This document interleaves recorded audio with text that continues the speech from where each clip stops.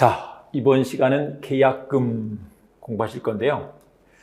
이 계약금은 어떤 문제냐 그러면 먼저 이걸 보겠습니다. 매도인과 매수인이 매매 계약을 맺는데 대금 10억을 주기로 했다라고 보자고요. 근데 이렇게 부동산 매매 같은 경우에 있어서는 계약금을 주는 게 관행이죠. 근데 이제 보통 매매 대금의 10% 일할을 계약금으로 주는 게 관행이다.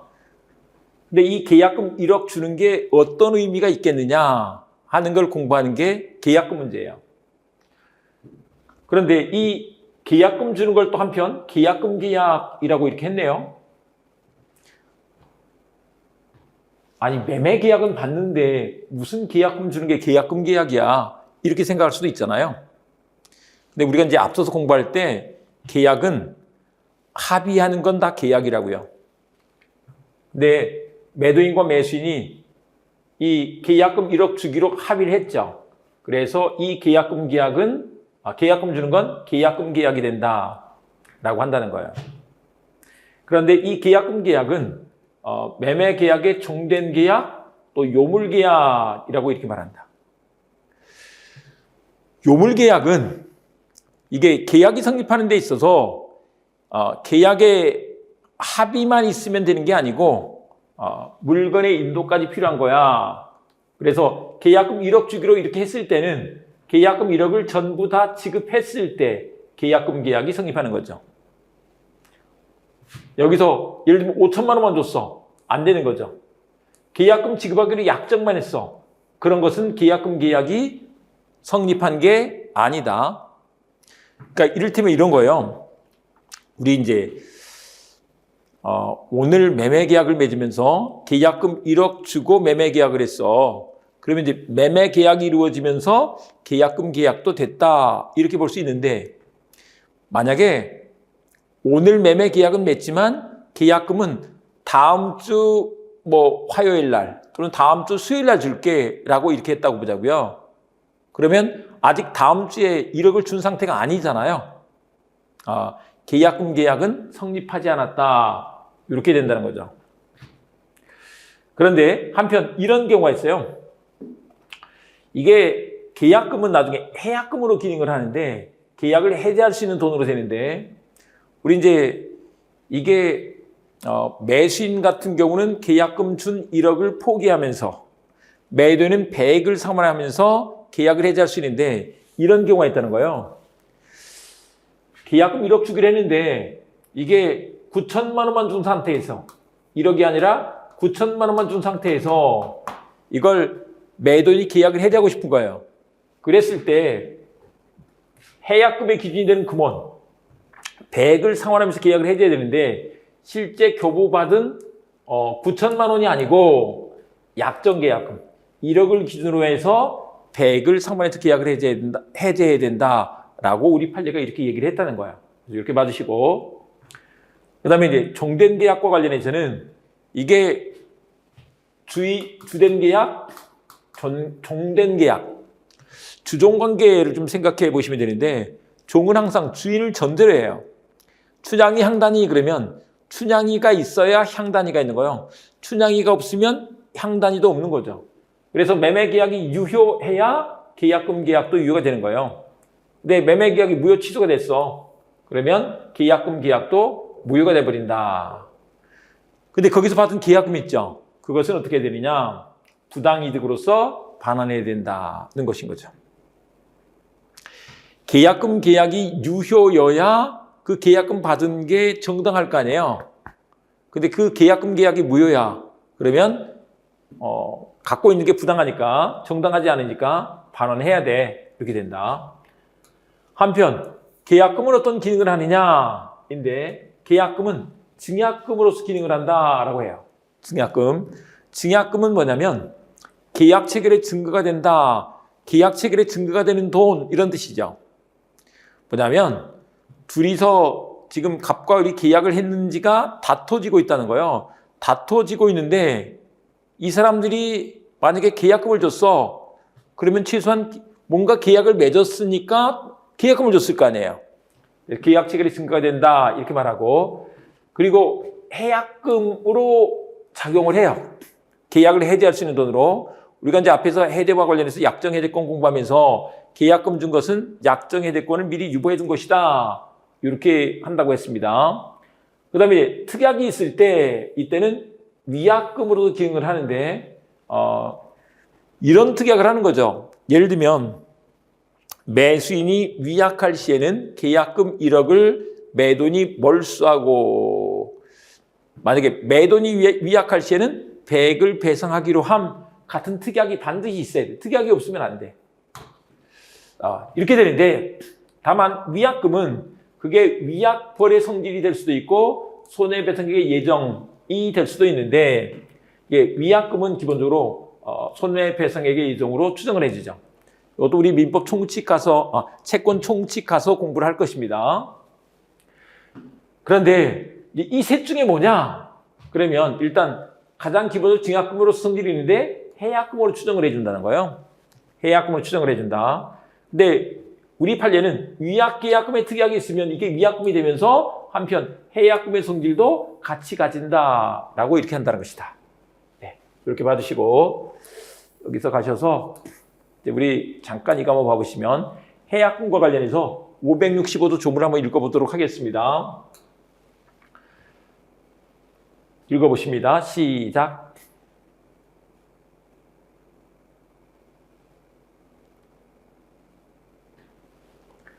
이런 거요. 매매 당사자 일방이 계약 당시에 금전 기타 물건을 계약금, 보증금 등의 명목으로 상대방에게 교부한 때에는, 그래서 이게 요물 계약이 되는 거죠. 실제로 줬어야 돼. 안 줬으면 안 돼. 당사자 간에 다른 약정이 없는 한 당사자 일방이 이행에 착수할 때까지, 그 이행에 착수하는 것의 대표적인 예가 우리 부동산 매매 계약에서 중도금을 지급하는 거예요. 매매 계약 맺을 때 계약금을 줬는데 중간에 중도금을 한번 줘요. 중도금 지급하는 게 이행에 착수가 된다. 네. 아니면 뭐 물건을 인도해 준다든지 부동산 같은 경우 소유권 이전 등을 해준다든지 이런 게 이행에 착수가 될 거예요. 그때까지 교부자는 매수인이겠죠. 매수인은 준 계약금 1억을 포기하면서 수령자, 이 사람은 매도인이 되겠죠. 매도인은 100을 상환해서 받은 1억에다가 1억을 얹어서 돌려주면서 계약을 해지할 수 있다. 그런데 2번, 2항 551조의 규정은 전항의 경우에 이를 적용하지 아니한다. 근데 551조가 뭐냐면 손해배상 청구할 수 있다는 거예요. 근데 이 손해배상 청구는 채무 불이행일 때 이제 인정되는 거죠. 근데 이건 채무 불이행이 아니야. 손해배상 청구할 것이 없다. 근데 참고로 이행에 착수할 때까지 중도금 지급하는 게 그런데 빨리 달라고 최고하고 소송을 제기하거나 이게 토지거래 허가를 받은 것, 이런 것들은 이행에 착수가 아니다, 이렇게 말한다. 이행에 착수한 것이 아니다. 여기서 이행에 착수를 미리 좀 설명드려버리면 이렇게 말씀드릴 수 있는데요. 이게 행동으로 뭔가 준 것을 말해요. 그러니까 말로만 한 것은 이행에 착수한 게 아니야. 그래서 중도금 지급같이 뭔가 신발 신고 나가서 뭔가 준 것을 말한다고. 입으로만 한 것은 아니다. 취고하고 소송을 지겠다거나 토지거래 허가를 받았다거나, 토지거래 허가는 앞에 잠깐 말씀드렸죠. 그런 거 가지고는 이행에 착수한 것이 아니다, 이렇게 말한다. 그래서 해약금에 의한 해제에 가시면 우리가 보신 것처럼 당사자 일방이 이행에 착수할 때까지 중도금을 지급하거나 이런 경우에, 그런데 취고 및 소송 제기하거나 토지거래 허가 받은 것은 아니야. 교부자는 포기하고 수령자는 배액을 상환해서 계약을 해제할 수 있다. 그런데 요게 수령자, 이 사람이 매도인인데 매도인이 배액을 상환해서 계약을 해제하려고 하는데, 우리 이제 부동산 매매를 할 때 매수인은 계약금 주면서 매도인의 계좌번호를 받았어요. 계좌번호가 있는데 문제는 매도인은 매수인의 계좌번호가 없는 거예요. 그래서 2억 돌려주면서 계약을 해지하고 싶은데 이 사람이 계좌번호를 안 알려주고 돈 주려고 찾아갔더니 피해버려. 그랬을 때 이거 계약 해지할 수 있겠느냐? 인데 100을 상환한다는 건 그냥 제공했으면 된다. 찾아갔으면 됐지. 안 받는다고 해서 꼭 공탁까지 해야 되는 건 아니야. 공탁은 우리 이제 채권 총론 마지막 파트에서 또 공부를 할 건데, 채무자가 변제를 하려고 하는데 채권자가 수령 거절을 하거나 수령 불능일 때, 또는 채권자가 누군지 잘 모르겠을 때, 그런 걸 채권자 불확지라고 합니다만은, 그럴 때는 변제 공탁을 할 수가 있어요. 변제 공탁을 하면 원래 채권자한테 줄 걸 공탁소에 갖다 맡겨버리는 걸, 공탁소에 갖다 맡기는 것을 공탁이라고 하는데, 그러면 이제 채무자에 대한 채권이 소멸해버리게 되죠. 근데 그렇게까지 할 필요는 없어, 이런 뜻이다. 공탁하지 마, 이런 뜻이 아니다. 공탁까지 하지 않고도 할 수 있다는 것이다. 그런데 이행기 전에 이행의 착수가 가능하다, 이렇게 써놨네요. 근데 이거는 뭐냐면, 보통 우리 부동산 매매를 했는데 이게 호재가 생기면 막 값이 올라요. 값이 너무 막 뛰어. 그러면 매도인이 요거를 판 게 너무 아깝단 말이에요. 그래서 1억 받은 거에다가 1억 얹어서 1억 손해 보면서 그냥 돌려주고 딴 데 파는 게 더 이익이잖아요. 이렇게 장난칠 수가 있어. 그럴 때는 아직 중도금 날짜 되기 전에도 뭐 할 수 있다?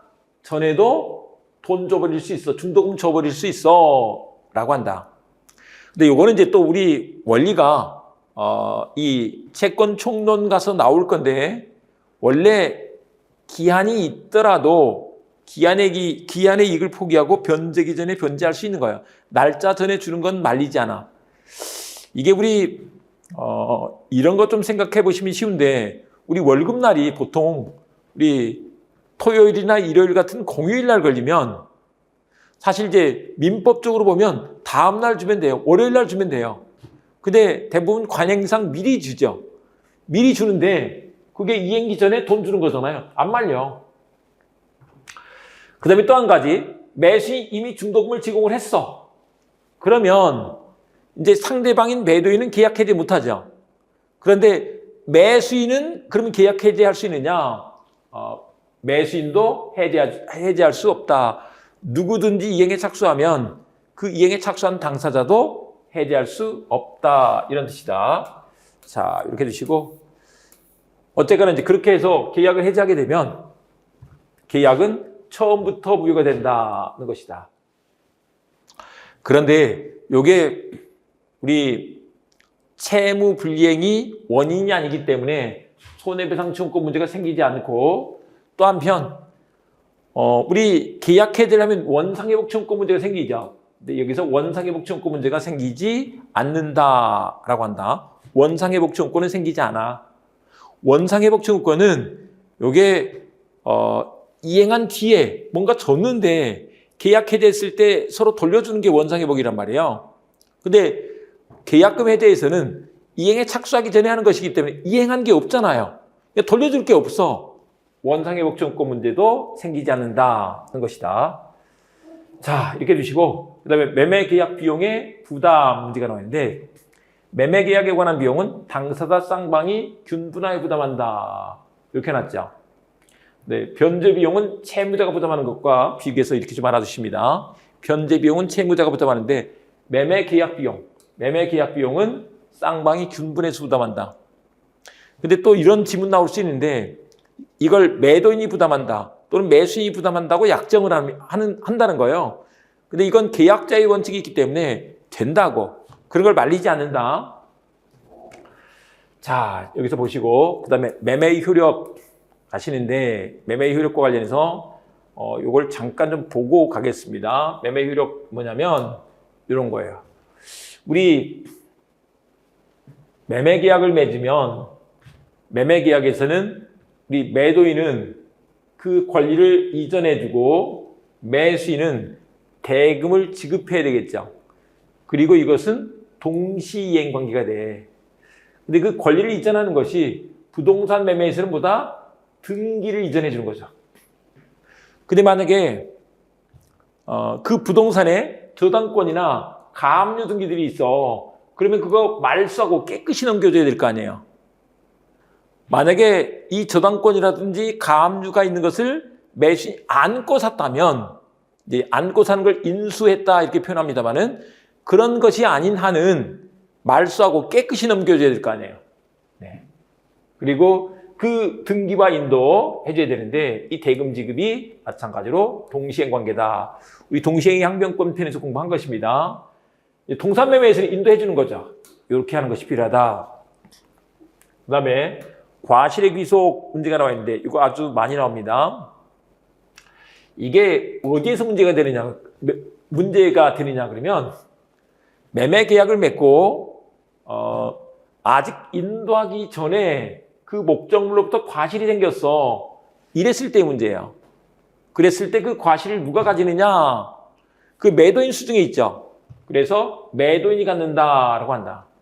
근데 만약에 매수인 매매대금 모두 지급했어. 그때는 매수인에게 귀속한다. 라고 이렇게 말한다. 그래서 요 내용을 알아두시는데 이거 한번 잠깐 봐보겠습니다. 587조 매매계약이 있은 후에도 인도하지 아니한 목적물로부터 생긴 과실은 매도인에게 속한다. 원래 과실은 취득 권리를 갖는 자에게 귀속되는 거예요. 그런데 인도 전 과실은 매도인에게 속한다. 매매대금을 모두 지급하면 매수인에게 속한다라고 한다. 근데 매수인은 목적물 인도를 받은 날로부터 대금의 이자를 지급해야 돼. 그러나 대금 지급에 대해서 기한이 있는 때는 그러하지 아니하다. 그런데 이게 왜 이런 원리가 나왔느냐 하면 이걸 보시면 돼요. 우리 뭔 얘기냐면 보세요. 매도인과 매수인이 X를 100만 원에 매매 계약을 맺었다. 이렇게 보자. 그런데 이 X로부터 과실이 생겨. 그리고 돈 100만 원으로부터 이자가 생겨. 근데 아직 그 X를 인도하기 전에 그 과실은 요게 매도인 수중에 생기잖아요. 매도인 이렇게 되는 거죠. 근데 이제 이때는 또 마찬가지로 아직 대금을 지급하지 않았기 때문에 매수인 수중에서 이자가 생기는 거니까 쌤쌤이에요. 다만 여기서 이렇게 봐보자고요. 만약에 이걸 돈을 줬어. 그러면 매도인은 100만 원에 대한 이자도 챙기고 과실도 챙기고 그러면 안 되겠죠. 그래서 균형을 맞추기 위해서 그때는 어떻게 된다? 매수인 이렇게 된다. 그래서 대금 완납, 대금을 지급했어. 대금을 완납했다. 그러면 그때는 매수인 이렇게 되는 것이다. 그래서 여기서 이 과실과 이자를 상응해서 다루고 있는 것이다. 그래서 만약에 먼저 이걸 받아서 넘겨줬어. 그럼 이자를 지급해야지 되는 거죠. 균형을 맞춘다. 네. 요 구조를 꼭 알아두시자고요. 그 말이다. 그래서 인도전 과실이 매도인 수중에 생겨. 근데 매매대금을 모두 지급했어. 그때는 매수인에게 귀속된다. 또 봐보세요. 목적물 인도를 받았어. 그러면 과실이 매수인한테 넘어가잖아요. 그러니까 그때부터는 이자를 지급해야 돼. 균형을 맞춰주고 있잖아요. 네, 그 말인 것이다. 자, 이렇게 해주시고 담보 책임이 나와 있는데 담보 책임은 따로 좀 보기로 하고 책을 한번 봐보도록 하겠습니다. 여기 계약금 얘기가 나왔는데 보통 1할 10% 정도를 주는 게 관행이긴 한데 법으로 정해진 게 아니에요. 그러니까 합의로 하면 되는 거죠. 대금이 10억이지만 계약금은 5천만 원 이렇게 할 수도 있는 거예요. 근데 이제 10%를 주는 게 관행이더라 이 말인 거죠. 보통 그렇게 합의를 하죠. 근데 계약금 교부하는 것도 하나의 뭐가 된다? 계약이다. 근데 얘는 요물계약이야. 실제로 교부했어야만 된다. 요물계약이고 또 매매계약에 딸린 종된계약이다. 는 것이다. 그래서 종된계약이기 때문에 항상 이제 주종관계를 따진다. 춘향이 양단이, 주물종물, 주된권리, 종된권리. 네. 주된계약, 종된계약. 근데 종은 항상 주인 따라가는 성질이 있다. 그래서 주된계약이 무효 취소가 됐어. 그러면 계약금 계약도 무효가 되고 그것은 받은 계약금 부당이득으로 반환하는 게 맞지 이 말인 거예요. 계약금 계약의 요물계약성 이렇게 나는데요.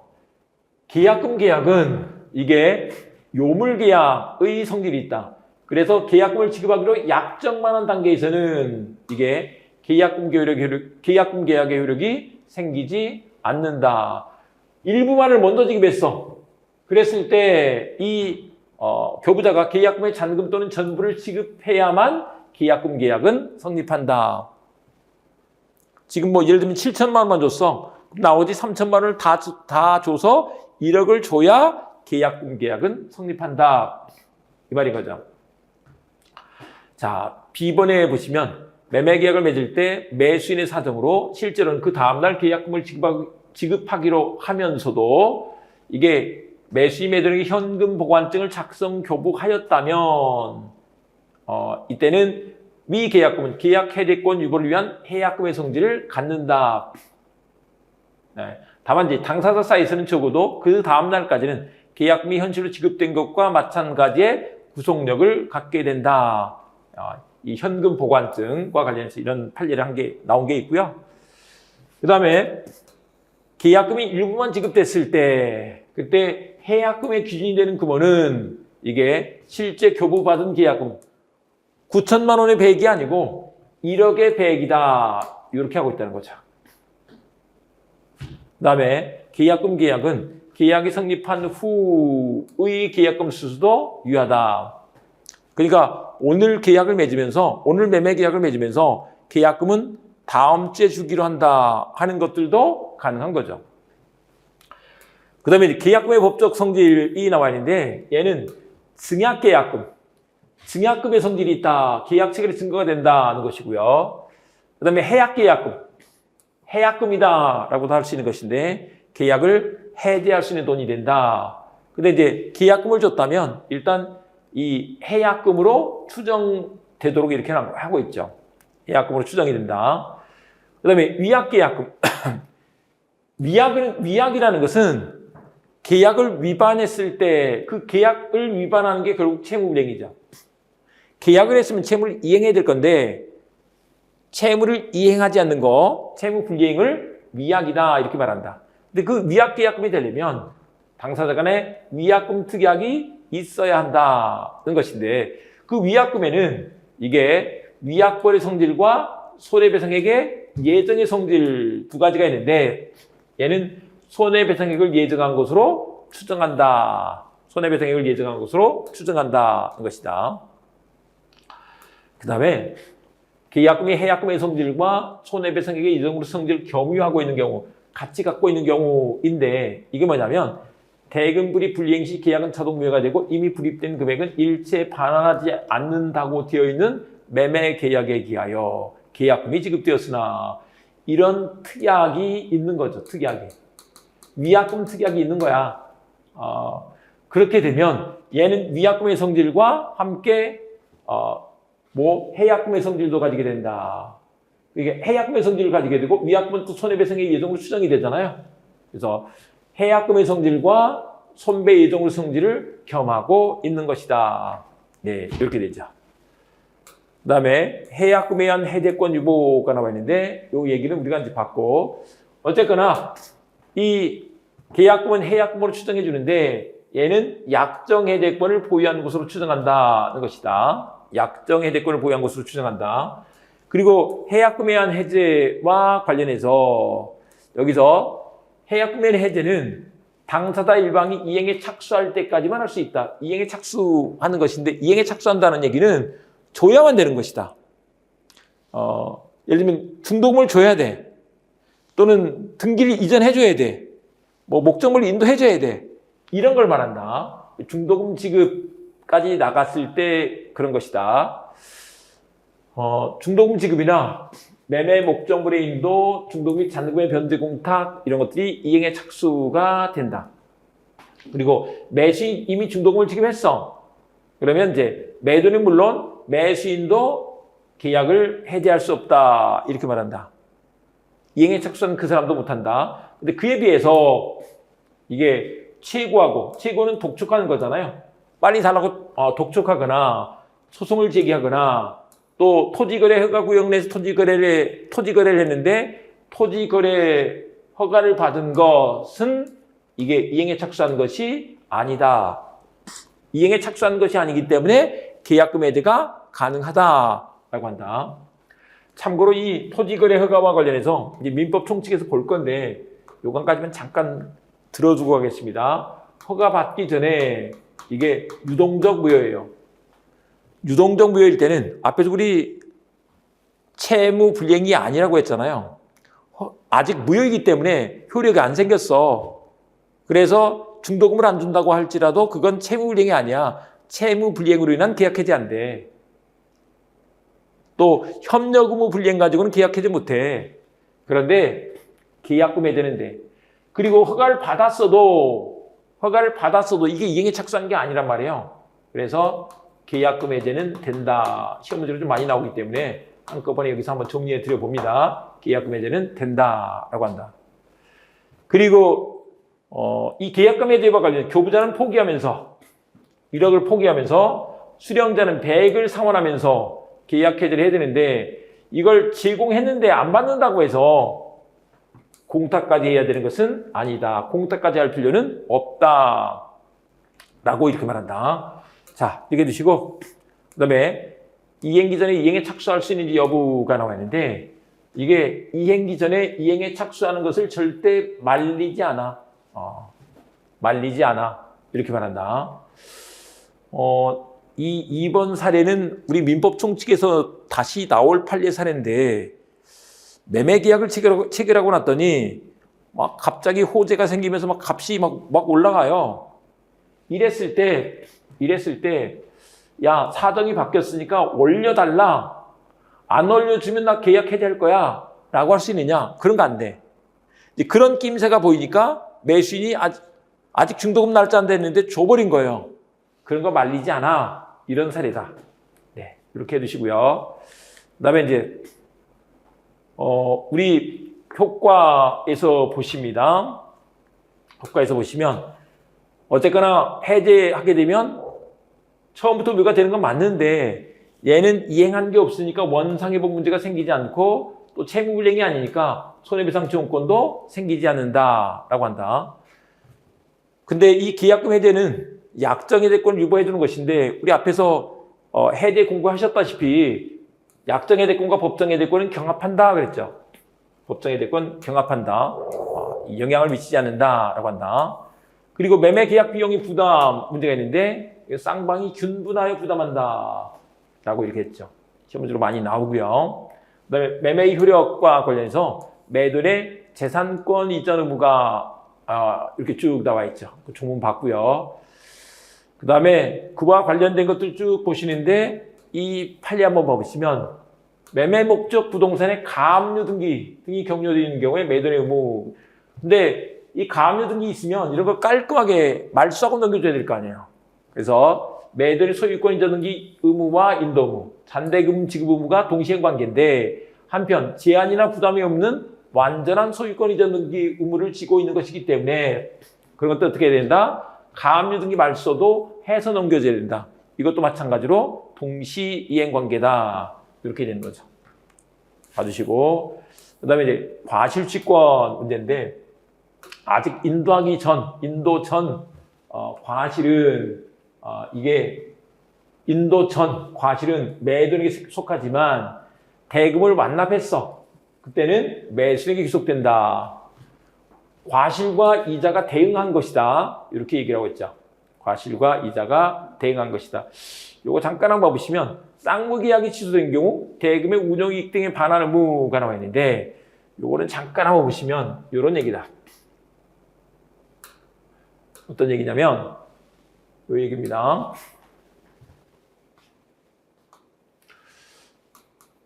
매도인과 매수인 사이에 X를 예를 들면 100만 원에 매매를 한 거예요. 근데 그게 이행이 돼서 X를 넘겨줬어요. 그래서 여기서 과실이 생겼죠.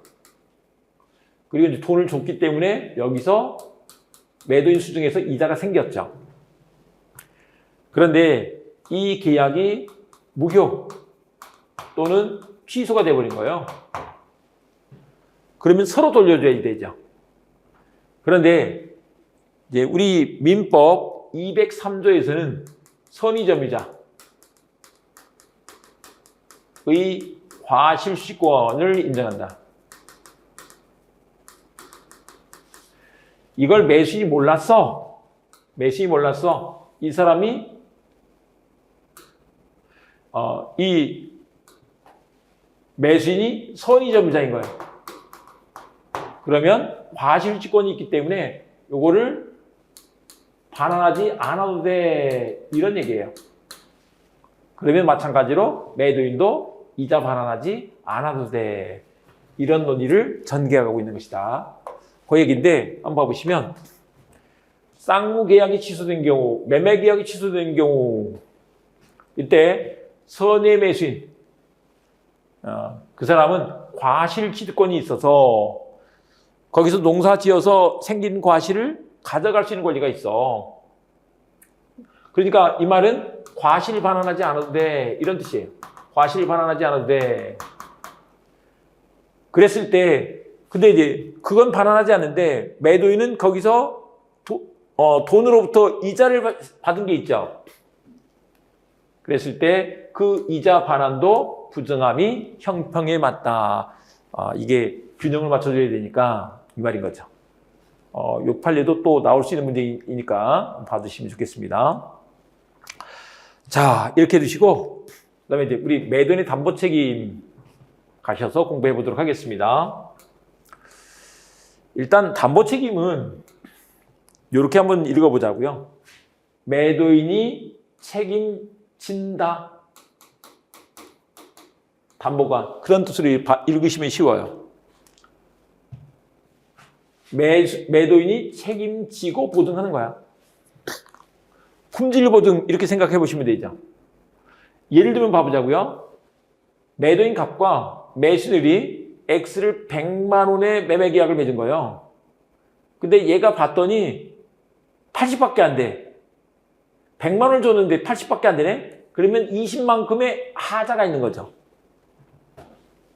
그냥 우리 물건을 주문했는데 신상을 샀는데 그 신상이 하자가 있어. 내가 신상을 샀는데 말도 안 되죠.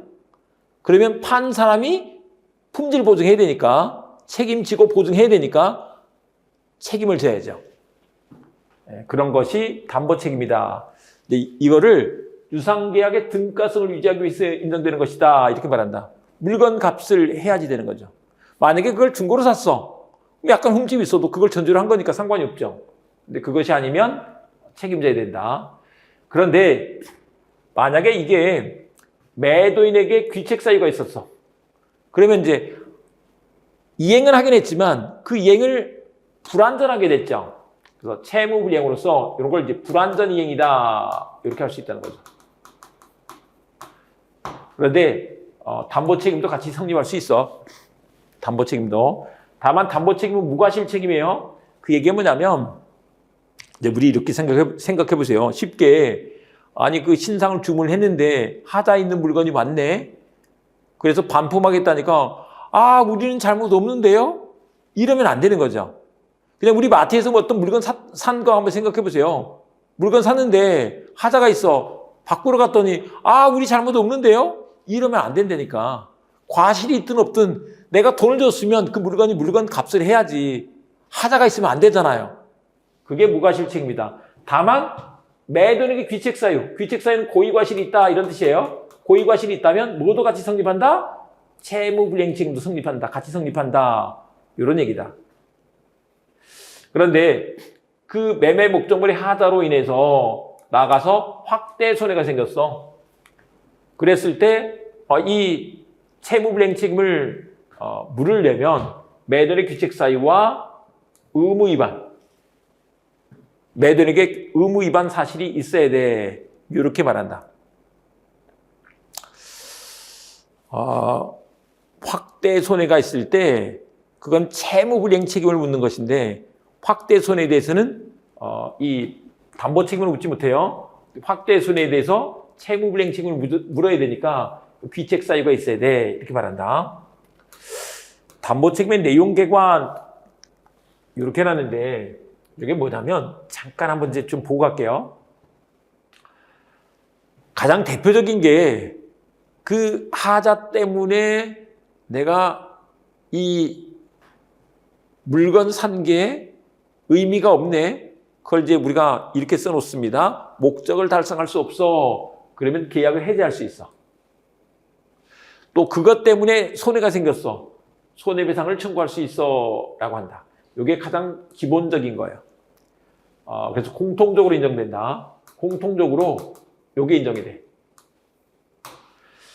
그런데 어떤 경우에는 이게 대금감액청구권 그만큼 값을 깎아주세요 하는 권리가 인정된다. 대금감액청구권이 있다. 근데 이게 양적 하자가 있을 때 그렇다라고 하는데 일수일 때 그렇다라고 한다. 일수가 뭔지는 나중에 알자고요. 일수대금 이렇게 알아두시면 돼요. 일수대금이라고 이렇게 기억해 두시면 된다. 여러분들은 잘 모르실 것 같긴 한데 이제 우리 시장통에서 보면 막 이렇게 그 일수 하면서 이렇게 뿌리고 명함 뿌리고 다니는 사람들이 있어요. 그래서 돈 빌려주고 급전 빌려주고 고리로 돈을 갚게 일수로 막 돈을 갚게 하는 거죠. 그게 일수인데 일수대금 이렇게 해두시면 된다. 그다음에 완전물급청권이 있는데 이게 우리 예를 들면 쿠팡에서 물건 사고 하자가 있네. 반품하는 거예요. 반품하면서 다른 걸로 바꿔달라고 하죠. 그게 완전물급청권이에요. 근데 그렇게 종류 매매일 때, 불특정물 매매일 때만 돼. 공산품에서는 나한테 배달된 물건이 하자가 있어도 다른 물건 받으면 되잖아요. 네. 그래서 그런 걸 종류 매매라고 한다. 불특정물 매매라고 하는데 그때는 해제나 손해배상 청구 대신에 뭐 할 수 있다? 대신에 완전물급청권을 갖는다라고 한다. 이렇게 해두시고요. 그런데 이거 한번 잠깐 봐볼게요. 이 계약 해제는요, 목적을 달성할 수 없을 때 하는데, 기본적으로 이걸 잠깐 한번 정리를 해보면, 아예 이걸 좀 정리해 놓고 가겠습니다.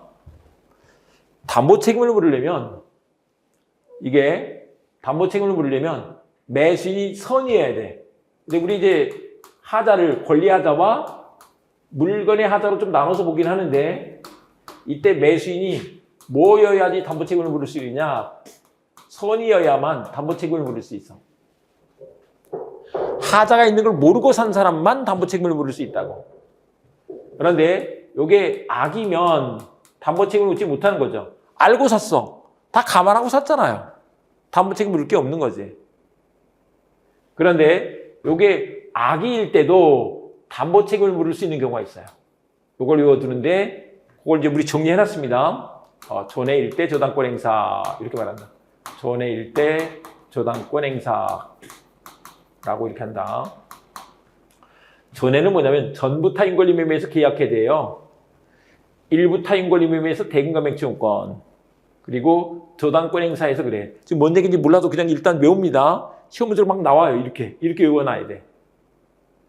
그런데 이제 이게 물건에 하자로 가면 이게 매수지 선이 무과실해야 돼. 무과실이 더 추가가 돼 있죠. 선이 무과실. 선인데 과실도 없었어야 돼. 이렇게 되죠. 요거 한 가지 봤습니다. 그 얘기가 요 얘기예요. 악의자도 할 수 있는 거 전해일 때 저당권 행사가 되죠. 전부 타인 권리 매매에서 계약 해대와 일부 타인 권리 매매에서 대금감액청구권 그리고 저당권 행사에서 그래.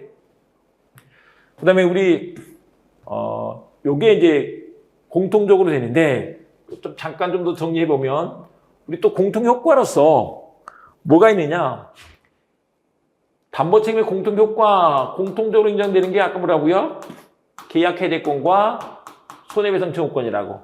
요건데 어떤 경우에는 대금감액청구권도 인정돼요.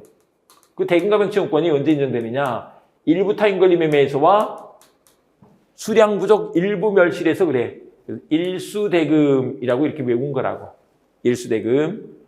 그 다음에 또 한 가지가 완전물금 부채권이 있는데 이 완전물금 부채권은 이게 어디에서만? 종류매매에서만. 완전물금 부채권. 종류매매에서 그래. 요거예요. 그 얘기인데 아까 일수대금 이렇게 봤고요. 완전물금 부채권은 어디에서만? 종류매매에서만. 네, 기본적으로 해제권과 손해배상 청구는 공통적으로 인정되는 것이다. 나머지 이제 훈련하시면서 좀 봐보겠습니다. 그런데 여기에는 제척기간이 있어. 제척기간이 있는데 권리하자는 1년이에요. 물건의 하자는 6개월이야. 그런데 제척기간 없는 게 두 가지가 있다. 전부 타인권리 매매와 저당권 행사에서 그래. 근데 이제 이 1년과 6월을 언제부터 셀 거냐? 이런 걸 기산점이다라고 한다. 언제부터 기산할 거냐? 셀 거냐? 근데 선의는 안 날로부터. 악의는 계약할 때부터 알았으니까 계약한 날로부터 이렇게 된다. 이 원리가 다 똑같아. 사실 우리 이제 나중에 담보책임 가서는 지금 여기서 이 책에 나와 있으니까 이대로 설명드린 건데 공부를 하고 다시 정리를 하면 더 쉬워져요. 근데 어쨌거나 여기 있는 내용을 잘 알아두시면 그냥 담보책임 문제 확 풀려요. 근데 그렇지 않으면 이걸 공부해도 되게 어려워. 일단 요거 조금 더 봐보겠습니다. 권리하자에 대한 담보책임 문제가 있는데 권리 전부가 타인에게 속하는 경우 요걸 타인권리매매라고 하는데 요걸 우리 페이지를 바꿔서 한번 보겠습니다. 타인권리매매가 있는데 이건 뭐냐면 예를 들면 봐보세요. 갑과 을이 X매매 계약을 맺었는데 이 X가 매도인 갑 소유가 아니고 A 소유라는 거예요. 다른 사람 거야. 이런 매매 계약을 맺었어. 그런데 이런 계약이 가능할까? 인데 이런 계약도 가능하다. 유효하다라고 한다. 유효하다. 우리 해제편에서 봤더니 자기 게 아니면 소유권을 넘겨줄 수 없다던데. 소유권 넘겨줄 수 없죠. 근데 뭐 하면 되느냐? 사서 넘겨주면 될 거 아니냐고요. 그 말이야. 근데 이런 걸 채권행위라고 하죠. 매수인이 X라는 채권을 가지게 됐어. 채권. 매도인은 의무를 부담한 거죠. 의무 부담행위. 그래서 이럴 때는 처분권이 없어도 자기가 아니라도 괜찮아. 이 말이다. 근데 참고로 요게 만약에 부동산이라고 보자고요. 그러려면 부동산은 이제 남의 걸 팔았어도 뭘 해줘야 되느냐? 등기해줘야 될 거 아니에요. 등기를 넘겨주려면 자기가 아니면 등기를 넘겨줄 수가 없잖아요. 그래서 사서 자기 거로 만든 뒤에 넘겨줘야 되죠. 근데 자기 것도 아닌데 예를 들면 어떤 계약서 같은 걸 위조해서 자기 거로 만든 뒤에 등기를 넘겨줬다. 그러면 이런 걸 뭐라고 하느냐? 무권리자의 처분행위다라고 한다.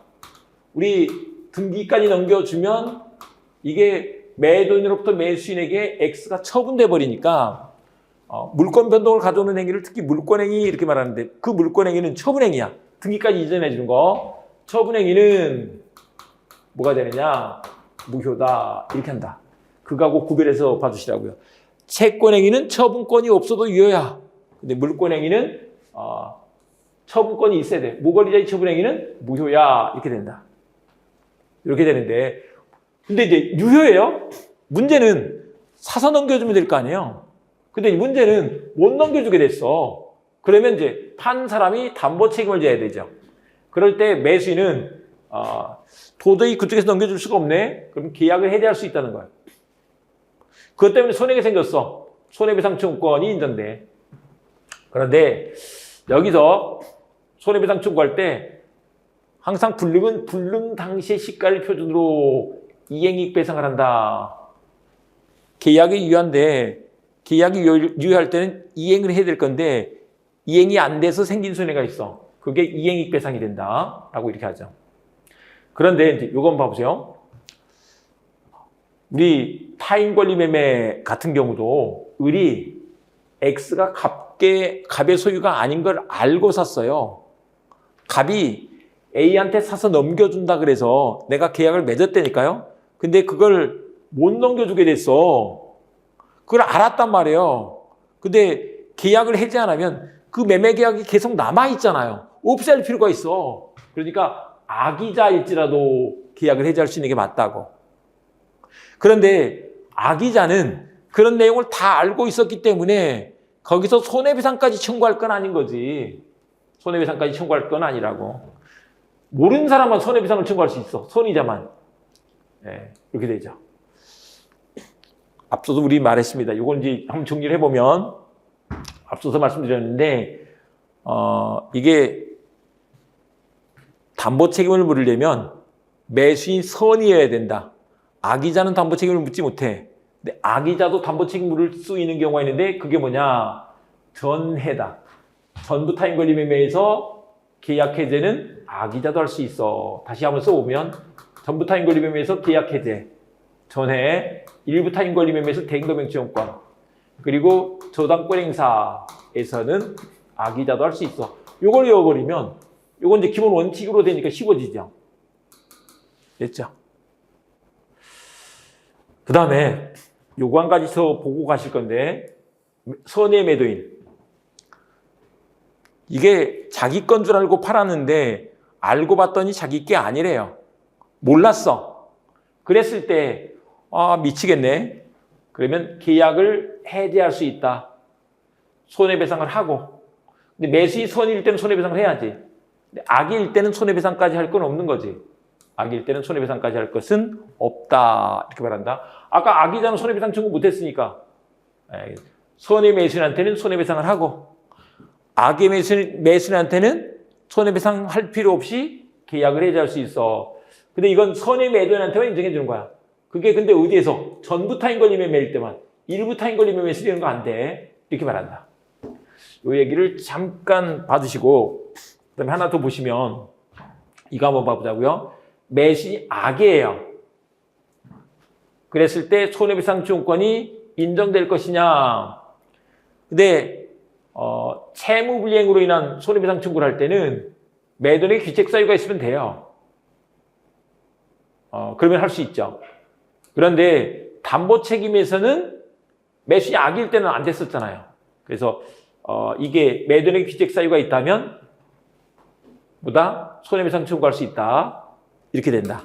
네, 이렇게 봐주시면 되죠. 자, 이래 두시고 여기서 조문을 한번 정리해 보고 가겠습니다. 일단 569조. 매매인 목적이 된 권리가 타인에게 속한 경우 매도인은 그 권리를 취득하여 매수인에게 이전하여야 한다. 여기다가 일단 먼저 쓰자면 이런 계약도 유효다. 유효인데 권리를 취득해서 이전해 줘야지 되지. 권리를 취득해서 이전해 줘야 돼. 그런데 이제 문제는 이전할 수 없을 때 이전 불능이야. 그러면 매수인은 계약을 해제할 수 있다는 거죠. 그리고 뭐 할 수 있느냐? 손해배상을 청구할 수 있다는 거죠. 그런데 이때 봐보세요. 계약 해제할 때 매수인 앞에 선의 매수인 이런 말이 없잖아요. 그러니까 악의 매수인도 돼.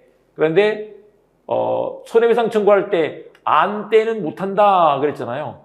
안 때가 아니어야지. 즉 말을 바꾸면 매수인이 선이고 악이면 안 돼. 이런 뜻이다. 됐죠? 이렇게 해두시고 그 다음에 이제 571조는 손해매도인의 담보 책임 그랬는데 자기 건 줄 알고 팔았는데 그게 자기 게 아닌 거예요. 그랬을 때 매도인 이 사람이 몰랐네. 그러면 손해배상하고 계약을 해지할 수 있어. 근데 이 전제는 손해배상할 때 매수인이 선인 것을 말하는 거죠. 악인은 그럴 필요가 없을 거 아니에요. 그게 2항에 나와 있는 거예요. 페이지를 바꿔서 매수인이 안 때는 악인 때는 손해배상 없이 계약을 해지할 수 있다. 좀 더 정리해보면 앞서도 우리 말씀드린 것처럼 타인 권리 매매는 유효해요. 그 다음에 이제 매수인의 귀책 사유로 이전 불이행이 됐어. 그러면 자기 때문에 이전 불이행이 되는데 무슨 담보 책임이야. 이 말인 거죠. 그 다음에 손해배상 청구. 요거 3번은 손해배상 청구인데 악의 매수인은 안 돼. 선의 매수인만 손해배상 청구할 수 있어. 그리고 그 손해배상 범위는 이행익배상인 거죠. 그리고 한 가지 더. 이 선의 매도인이 계약 해지할 수 있는 경우는 전부 타인 권리 매매에서 그렇다. 일부 타인 권리 매매에서는 그게 아니다. 이렇게 되죠. 자, 이렇게 두시고 여기까지 잠깐 우리 교재를 한번 정리해 보겠습니다. 담보 책임은 유상계약의 등가성 때문에 인정된다라고 이렇게 했습니다. 유상계약의 등가성. 그다음에 이 법적 성질과 관련해서 손해배상할 때 어떻게 할 것이냐. 계약이 완전히 이행된 것과 동일한 경제적 이익을 배상할 의무가 있다. 이행이익 배상이다. 이렇게 말하죠. 그 다음에 이게 채무불이행 책임과 그리고 담보 책임을 좀 비교해서 보실 필요가 있는데 담보 책임은 무과실 책임이다. 과실이 없어도 책임을 지는 거야. 과실이 있을 때는 말할 필요가 없죠. 그런데 채무불이행 책임은 과실 책임이죠. 그래서 채무자에게 고의나 과실이 있어야만 채무불이행 책임을 지는 것이다. 그리고 채무불이행에서는 선의악의가 문제가 되지 않아요.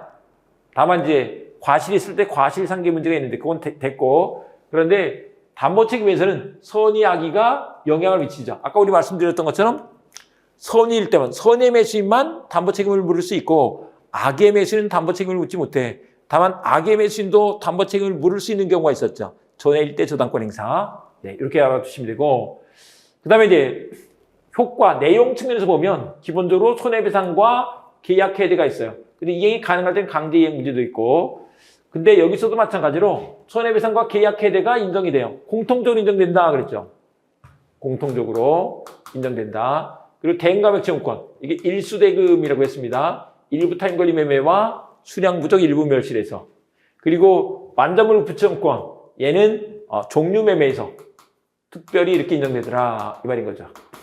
그렇게 기억을 해주시면 되겠습니다. 그 다음에 이제 계약 해제와 관련해서 목적을 달성할 수 없을 때 인정된다 그랬는데, 우리 채무불이행 책임으로 인한 계약 해제에서 이행기체는 이게 이행이 가능하기 때문에 먼저 최고하고 이행하지 않을 때 계약 해제할 수 있다 이렇게 말했었죠.